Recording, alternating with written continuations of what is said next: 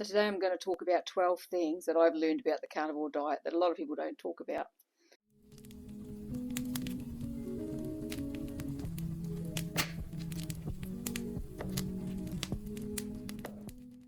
Hi, if you've not been to my channel before, my name is Sue and I've been on the carnivore diet now for about 18 months. I'm about to turn 60 years old in February, and so that's just a few weeks away. And I've been getting some great results on this way of eating. So let's talk about the things that I've learned that people don't often talk about with regards to the carnivore diet. So number one is that the carnivore diet is not a weight loss diet. Even though there's so many stories of people getting miraculous, really fast weight loss results, the carnivore diet isn't a weight loss diet, it's a healing diet. And so it depends on what's going on in your body as to how quickly you're going to lose weight. As I said, some people get fantastic results, but to approach this simply as another diet to lose weight is a bit of a mistake. The carnivore diet is more a way of life than a weight loss diet. Weight loss diets tend to be temporary and just to lose some weight, whereas this is something that can really change the way that your body functions and change your life basically. For some of us, the carnivore diet doesn't cause us to lose weight quickly because it just depends on what your body needs to heal and what it needs to do with what you're giving it as to how quickly you'll lose weight. Sometimes there's other priorities, and so weight loss can be really frustratingly slow. But if you stick with it, for most people, they will generally get there. So the number two thing that I want to share that a lot of people don't talk about with carnivore is that your body might heal things that you don't expect. So my experience on this way of eating is that I've had some really strange skin things happen that I would not have expected. So our skin is our largest detox organ, and so sometimes when our body's trying to clean things up, it will push things out through the skin and cause problems. So it'll cause rashes and different things. Now, I prefer myself not to suppress anything that's going on with my skin, so I just let it happen. And what I've found is that I've had some bizarre things go on. So I've had, for example, some moles that have come up and flared up and got quite kind of inflamed and funky looking, but then with a bit of time, like some of them have been a few weeks or even a couple of months, and then with a bit of time it all settles down, and some of those moles have actually disappeared. I had that happen to one that I had on my arm here, and I've had some on my belly as well. So I just take it as my body healing, and that's exactly what seems to happen. I've got a couple of things that are still going on my skin right now that I've talked about in some other videos. I've had a scalp issue for the last 12 months, which has been really pretty full on. But I'm quite certain that it's my body getting rid of oxalates or doing something that it needs to do, and given time, it'll all settle down. It seems to be gradually getting better. But it flares up and plays up, but I'm quite certain that given a bit of time, it's going to go away. And I've also at the moment got some little eczema patches on my lower back, which have come up just in the last few weeks, and they were quite itchy and quite raised for a while, and now they seem to be settling down. Some of them have gone away, and so again, it's just my body doing its thing. Our bodies are a healing organism, and if you give them what they need, they're going to sort themselves out generally. So number three is that your body might not change as fast as you might want or expect. And again, this comes down to what needs to be healed in your body and its priorities. So for some people, they'll respond really quickly. They'll get great weight loss and their health just seems to be amazing within months. And then for some of us, it just takes longer. And so I think that often the older that you are, the longer it's probably going to take because you've had a lot more of a lifetime of accumulation of waste and different things in your body and your cells that needs to be resolved. But be patient and just know that you're on the right track. Pay attention to the things that are changing that are positive in your body. Pay close attention to what's going on. So number four is what works for one person might not work for you. So there seems to be a lot of people out there who believe that their way is the way that's going to work for everybody, and that's not necessarily the case. So for some people, they just live on red meat, salt and water, and they seem to do fine. But for other people, that just doesn't work. Some people need to eat organ meats and other people don't. Some people can do dairy and other people can't. Some people need more fat. Some people need more protein. It really just depends on you, and the way that you respond to what you're eating can change over time as well. So for some people, um, they might be sailing along just fine and then something changes, and that can be down to stresses in your life. It can be exposures to chemicals and toxins and things, depending on your body and how sensitive you are to things. And so you may go through stages where you do really well just on just eating red meat, and then other stages where you don't. As we age, our things change, and so you can have at the beginning of your carnivore journey where some things don't work for you that will work later once your body's more healed.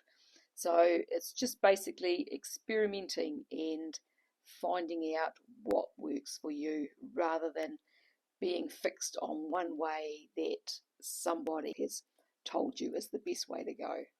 Another thing that people vary on is intermittent fasting. So some people do really well intermittent fasting, other people don't. So again, find what works for you. At the beginning of my carnivore journey, I couldn't do the intermittent fasting. I tried, and I was having so much trouble with my bowel, and it would play up when I started eating. I'm just getting to a point now where I can do some longer fasts, and which is quite exciting.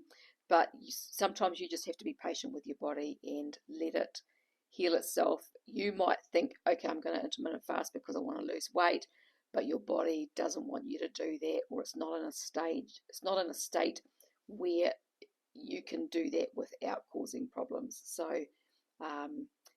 again, experiment, find out what works for you. Try to be patient, because if you're wanting to lose weight or whatever and your body isn't responding to intermittent fasting, just eat and give it some time. Let your body heal and then try it again later. So number 5, you might not feel great all the time. And so this is something that I've experienced as well, and a lot of people do. So you might start on carnivore and you feel really great for a couple of months, and then all of a sudden you start getting aches and pains and inflammation and rashes and things like that, and that can be down to oxalate dumping. So some people will start oxalate dumping quite quickly on carnivore. Some people, it might be a year or two down the track that they really start having problems, and it just depends. And so the oxalate dumping can be a little bit tricky to to realize that that's actually what the problem is. One way to see if there's any kind of pattern with it is to keep some kind of a diary and write down what's going on. But otherwise, just be patient, allow these things to ride out, experiment and see if there's things that you can add back into your diet that will help with the oxalate dumping. So some people do black pepper or black tea or green tea. For me, I found at the beginning of my carnivore journey, it didn't really make a whole lot of difference what I included back into my diet. My body was just going to dump those oxalates anyway. So what I found personally was that I realised eventually that there was a pattern going on for quite a long time as to what would happen and the symptoms that I would get. Now it's not so obvious to me, and because it's changed, and so recently I've had sore knees, and I'm like, why have I got sore knees? And then I eventually realised that it was oxalate dumping that was going on again, because I had sore knees and sore muscles in my upper back, and my scalp got a lot worse again, and I had a bit of vulvodynia, but not like I used to have it. And so yeah, it's just kind of realizing that over time things can kind of ebb and flow and change a little bit, and it just depends on what your body is doing to make you healthier in the long run. Number 6 is sometimes you need to be a detective, and that's because of what I was just talking about, and depending on what your health challenges are and what changes for you when you start on carnivore. If you are having ongoing problems, sometimes you just need to Find people who have the same problems as you or have been through the same stuff as you to help and guide you as to what potentially might work or potentially might help you to move through whatever challenges you're having. Taking responsibility for your health is really important, and so it's really up to you to work out what you need to do and what you need to change. But you, with guidance of other people, because they can be really, really helpful. Just be mindful of being open if you do have challenges, and being open to trying different ways, because as I said before, there is no one way, and so what works for someone else might not work for you, and so being that detective is really going to go a long way with helping you to get to your ultimate health goals. Number 7, pooping is different.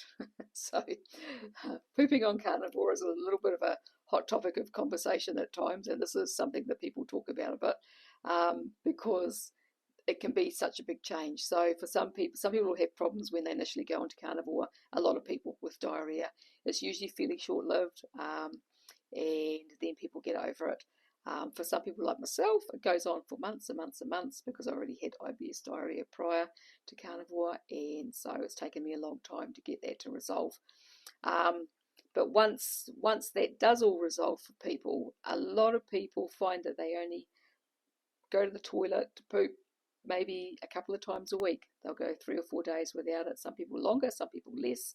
But generally, it's without any issues with constipation. If you do have trouble with constipation, then adding more fat into your diet can help. For a lot of people, they find that pooping is way easier and way less often.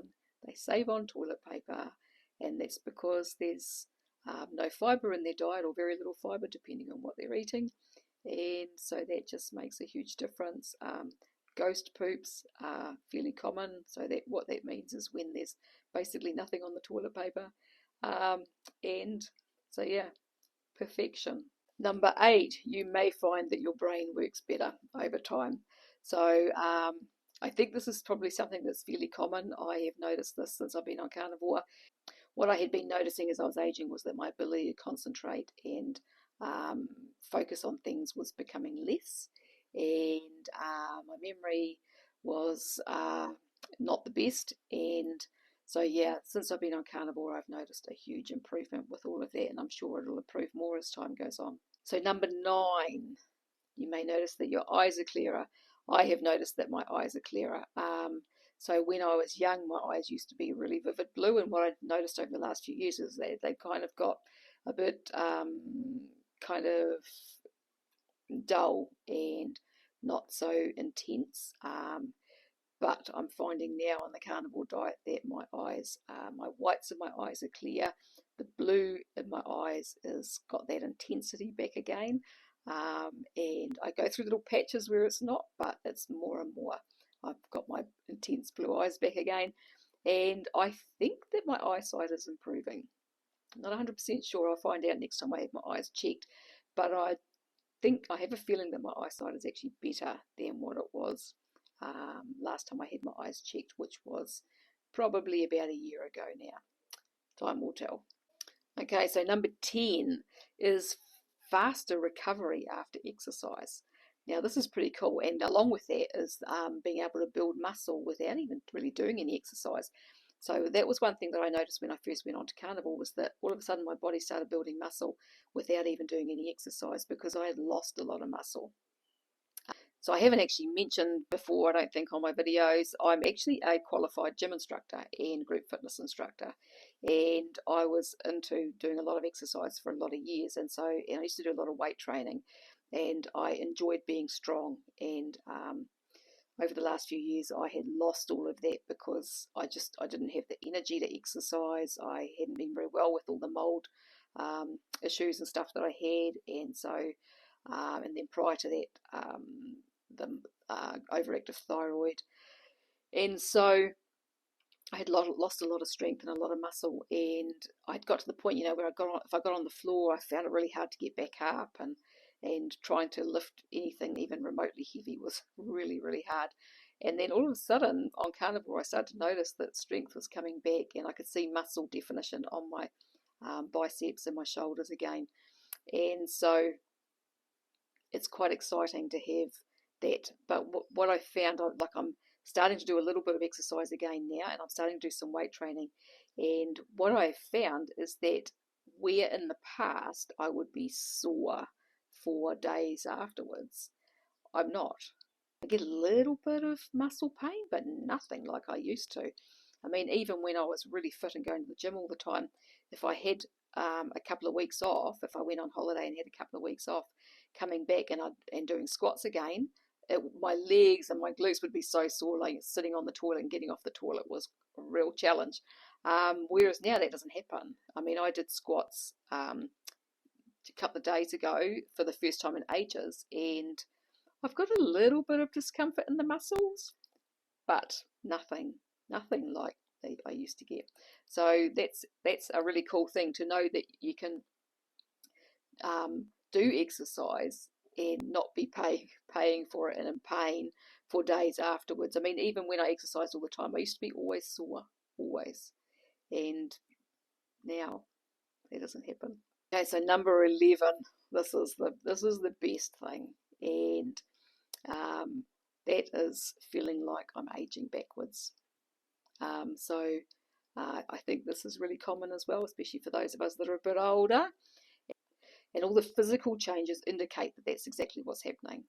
So on Carnivore, your skin starts to look better, and your hair grows better, and you're stronger, and you've got more muscle, and all of these changes that are happening. My visceral fat's getting lower, and it's exciting to be feeling like that. I had this experience in my 30s when I quit smoking and started exercising, and I really felt for a long time that I was aging backwards.